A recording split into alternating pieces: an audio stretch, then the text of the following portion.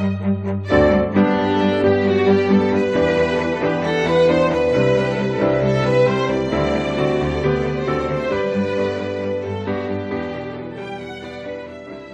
everybody. I'm here in beautiful Waimanalo today, and we're going to have an interview with Dr. David Barton, a pain medicine specialist, plastic surgeon also, in kind of a former life. He has a clinic here and elsewhere on Oahu. He helps patients overcome pain. So stick around. We'll be right back for Dr. David Barton here on Vital Signs.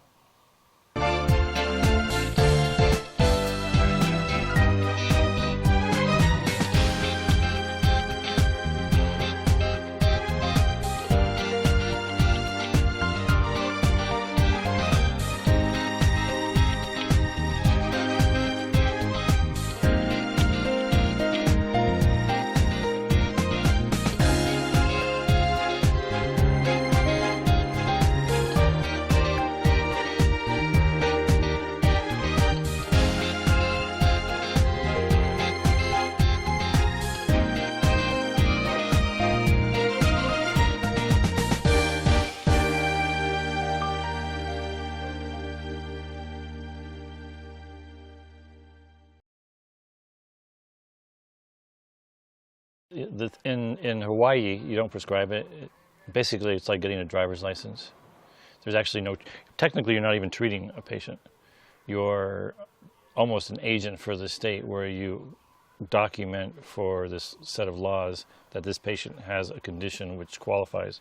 By my own experiences with many years of pain and pain medicines and all the other medicines that doctors traditionally give for pain, retrained in pain medicine at Utah, and then which led to that third board certification. And what an unusual story, though. You know, a board certified plastic surgeon that, because of your own personal story, if you hadn't had the injuries and the pain that you had to overcome, where would your life be right now? I would be in Las Vegas, doing which is where you had your cosmetic surgery clinic. I did best, making certain parts bigger and other parts smaller. And yeah. Oh, you were very successful there. Yes. Moved to Hawaii. What brought you to Hawaii? Became associated with someone who was in this field and was trying to develop a business around it, and who doesn't want to come to Hawaii?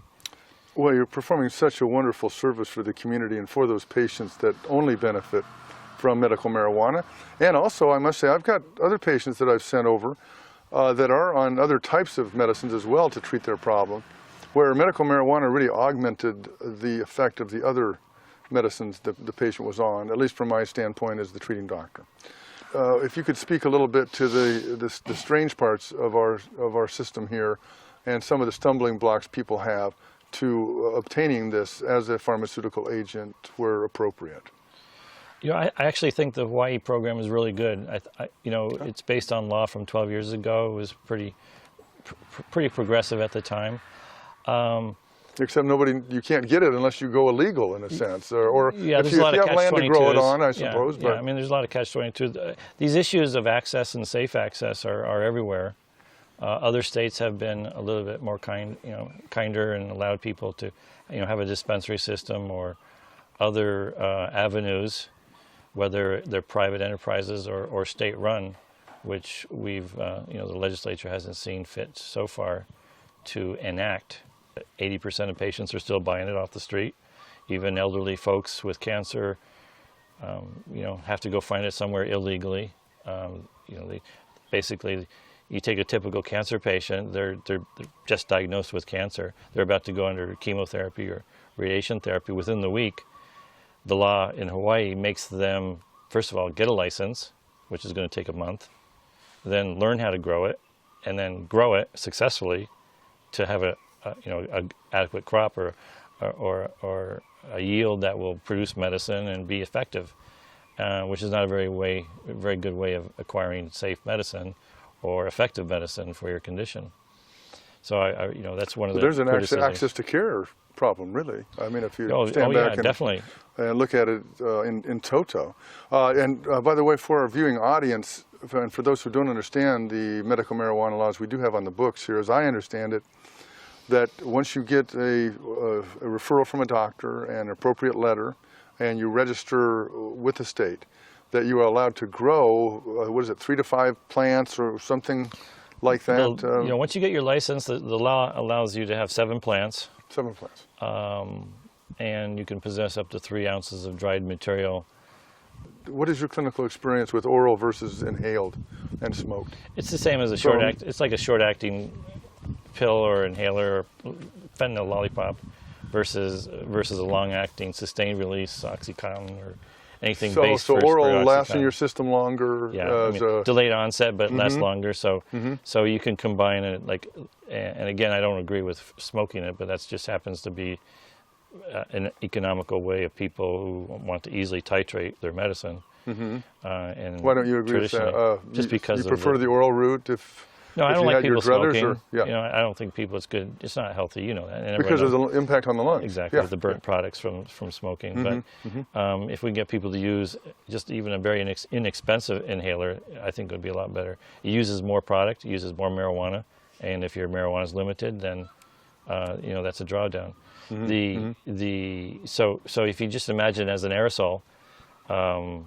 Like any other, like for asthma or whatever, as a mechanism of delivery, then you have a quicker onset, but it doesn't have to last as long.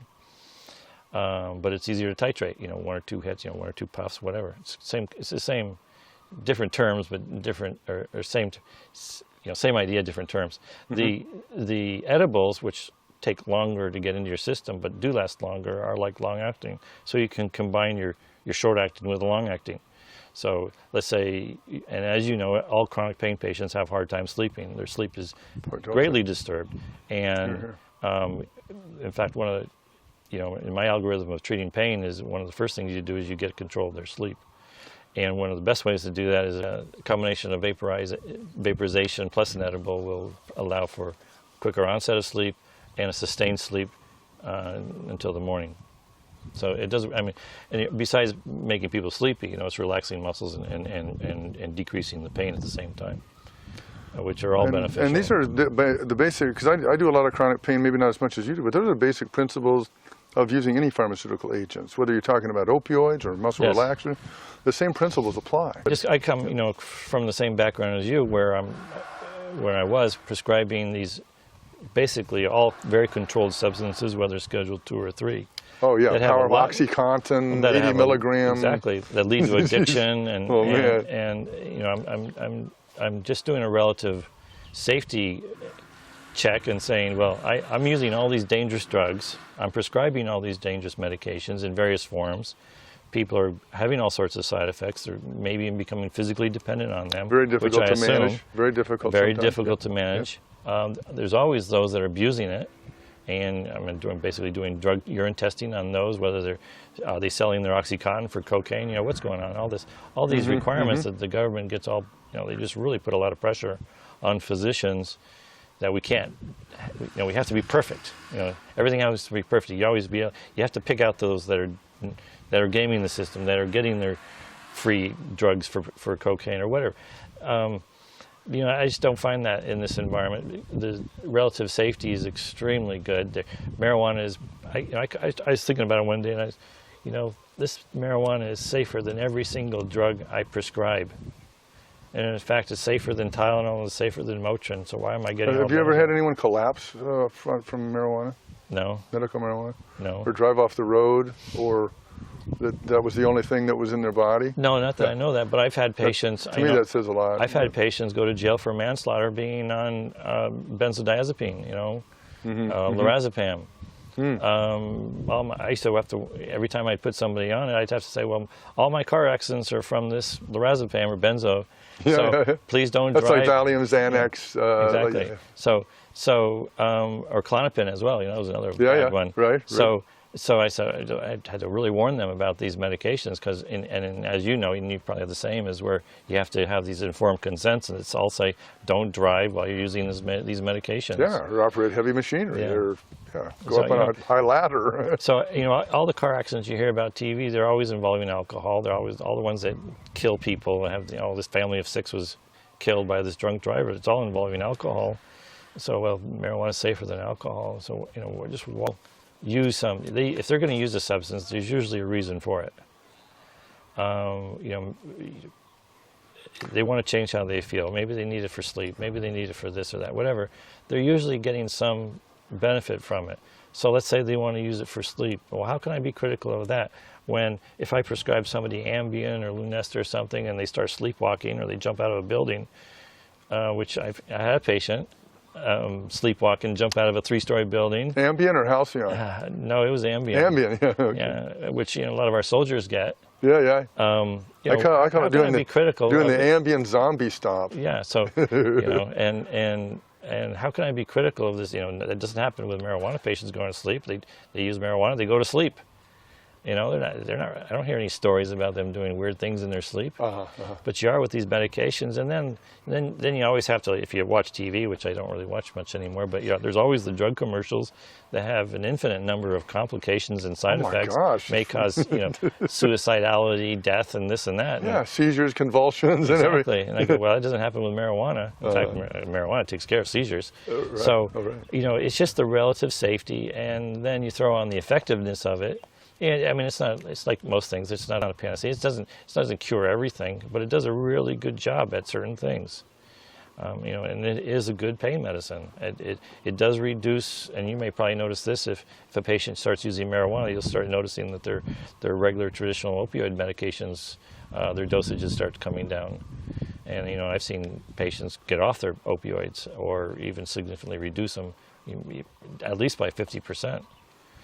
That's been my clinical experience. Yeah. If medical marijuana is effective in that patient, you can reduce the opioids and other prescriptive medication.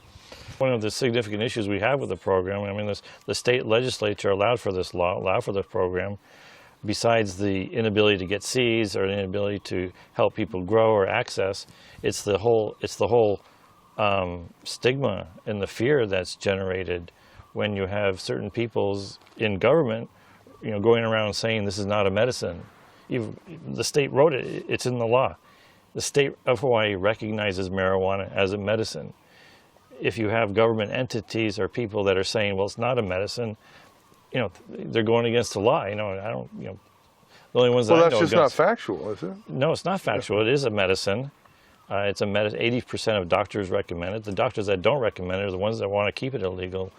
Like the addiction doctors, they're very keen on keeping it an addiction, and they love the court systems and things like that. But just this whole atmosphere of fear and shame needs to be corrected somehow. Have you been intimidated? Oh yeah. Yeah. Yeah, I have to say I'm intimidated every day by what could go wrong. Heavy breathing phone calls, or just the basic atmosphere? No, just the basic atmosphere, and maybe it's my hypervigilance that I learned as a surgeon, and why I had almost no complications. But you just wonder, and especially I kind of put myself out there a little bit politically, and I am very opinionated. I've had people say, well, you don't play well with others, you have a surgical personality.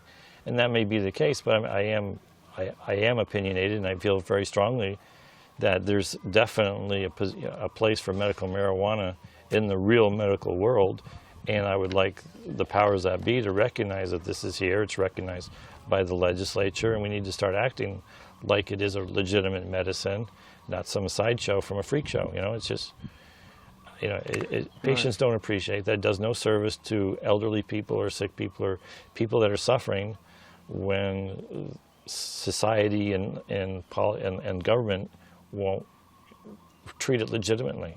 The reason I refer patients to you is I think you're just doing what all good doctors should do, and that is put the patient's needs first.